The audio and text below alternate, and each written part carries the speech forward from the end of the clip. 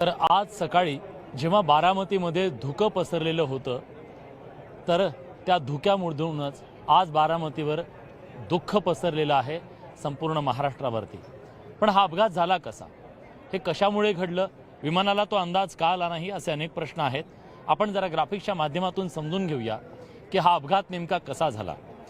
उपमुख्यमंत्री अजित पवार यांचं विमान हे मुंबईच्या वरून बारामतीच्या दिशेने जेव्हा ते निघालं तेव्हा विमानतळावर म्हणजे बारामतीच्या विमानतळावर ते जेव्हा आलं तेव्हा लँडिंगच्या पोझिशनमध्ये ते होतं, त्याला उतरायचं होतं।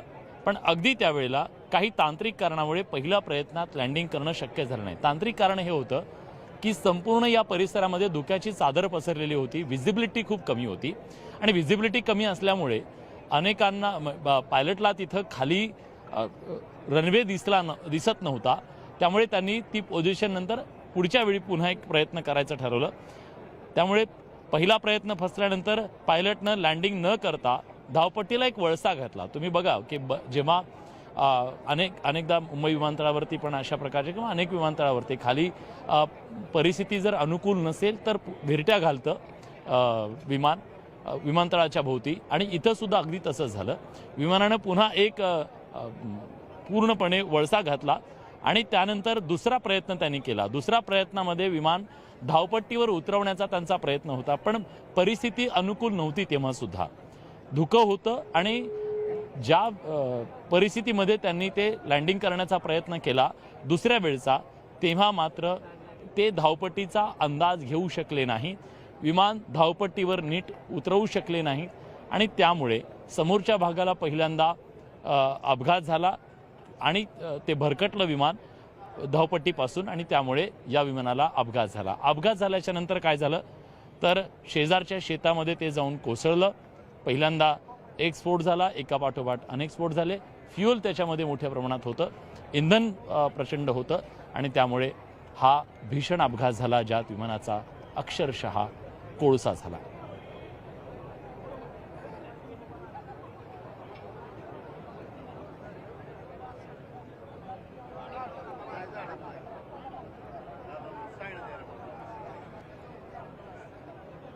आता हा विमान अपघात कसा झाला हे आपण समजून घेतलं, पण हा विमान अपघात जेव्हा झाला तेव्हा नेमकं काय घडलं होतं विमानामध्ये, वैमानिक काय म्हणत होता, वैमानिकाला नेमकी काय अडचण आली, हे सगळं रेकॉर्ड झालेलं आहे। ते रेकॉर्ड झालेलं आहे ब्लॅक बॉक्समध्ये।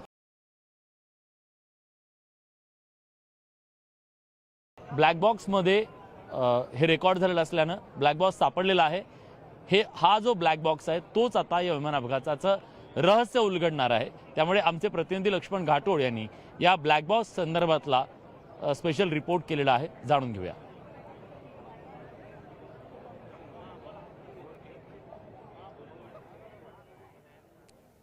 अजित पवारांच्या विमानाचा अपघात का झाला, कसा झाला आणि कशामुळे झाला, असे अनेक प्रश्न या अपघातानंतर उपस्थित केले जात आहे।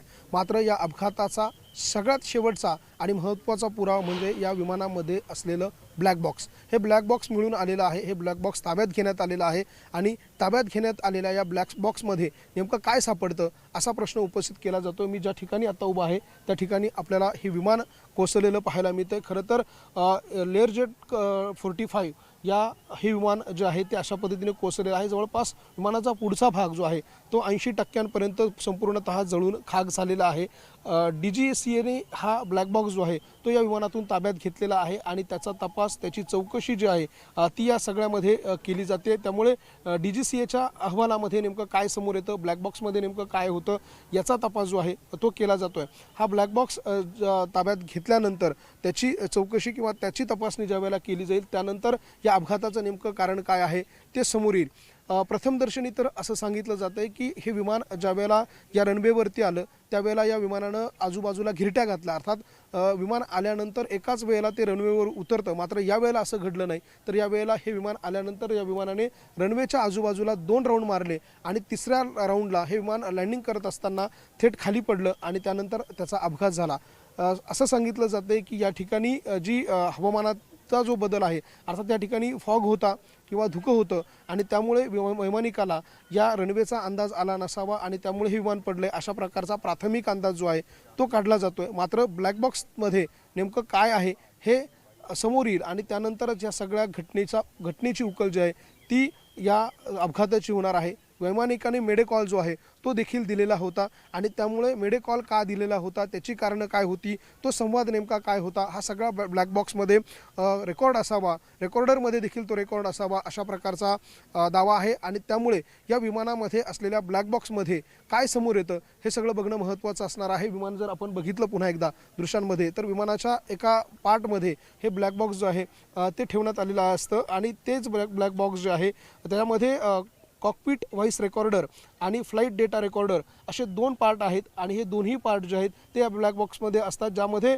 कॉकपिट व्हॉइस रेकॉर्डर जे आहेत ते वैमानिकांमधील शेवटचं संभाषण जे आहे ते रेकॉर्ड करत असतं। अपघातापूर्वी कॉकपिटमध्ये कोणते अलाराम वाजले किंवा वैमानिकांनी कोणते आपत्कालीन संदेश दिले ते हे CVR उघड करतं आणि FDR ज्याला फ्लाईट डेटा रेकॉर्डर असं म्हणतं, ज्यामध्ये विमानाचा वेग, उंची, इंजिनची स्थिती आणि दिशा यासारख्या तांत्रिक डेटा जो आहे तो यामध्ये असतो आणि या दोघांचं मिळून ब्लॅक बॉक्स असं नाव जे आहे ते देण्यात आलेलं आहे आणि तोच ब्लॅक बॉक्स ज्यावेळेला उघड होईल, समोर येईल, त्यानंतर मात्र या अपघाताचं खरं कारण जे आहे ते समोर येईल। आता देखील आपण दृश्यांमध्ये बघतोय काही टीम्स ज्या आहेत त्या ठिकाणी दाखल झालेल्या आहेत, त्यांच्याकडनं या विमानाच्या आतमध्ये असलेल्या पार्ट्सची जी आहे ती तपासणी केली जाते।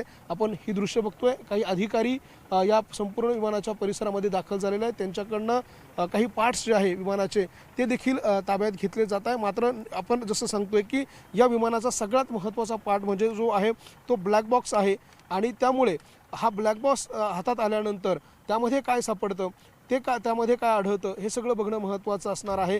या ब्लॅक बॉक्सला नाव जे आहे ते जरी ब्लॅक बॉक्स देण्यात आलं असलं तरी हा बॉक्स जो आहे तो कोणत्याही ढिगाऱ्यात किंवा कचऱ्यात अथवा घनदाट जंगलात शोधणं सोपं व्हावं म्हणून त्याचा रंग असा नारंगी असतो अशी देखील माहिती आहे। त्यात एक बीकन देखील असतो जो पाण्याखाली किंवा जमिनीखाली असताना 30 दिवस सिग्नल पाठवत असतो, अशा प्रकारची यंत्रणा त्या ब्लॅक बॉक्समध्ये असते।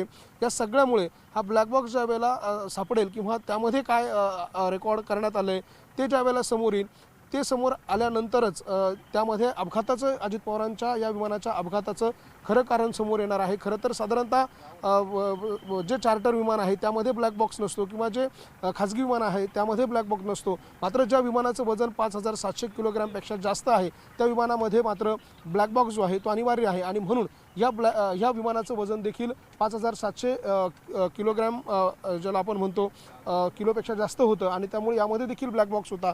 आणि तर प्रभारी राज्यपाल आचार्य देवव्रत, मुख्यमंत्री फडणवीस आणि उपमुख्यमंत्री शिंदे यांनी बारामतीमध्ये रुग्णालयात अजित पवारांच्या पत्नी सुनेत्रा पवारांची सांत्वनपर भेट घेतली। यावेळी त्यांनी सुप्रिया सुळेंशीही चर्चा केल्याचं कळतंय।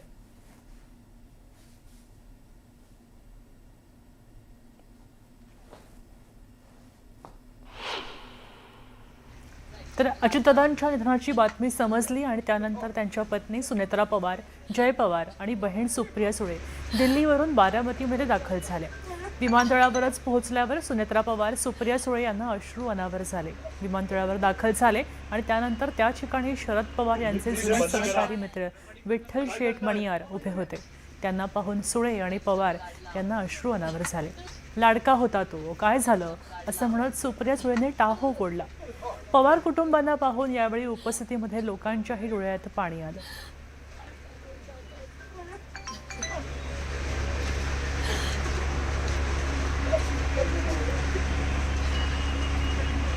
प्लीज बंद करा, काय करताय? एकदम लाडला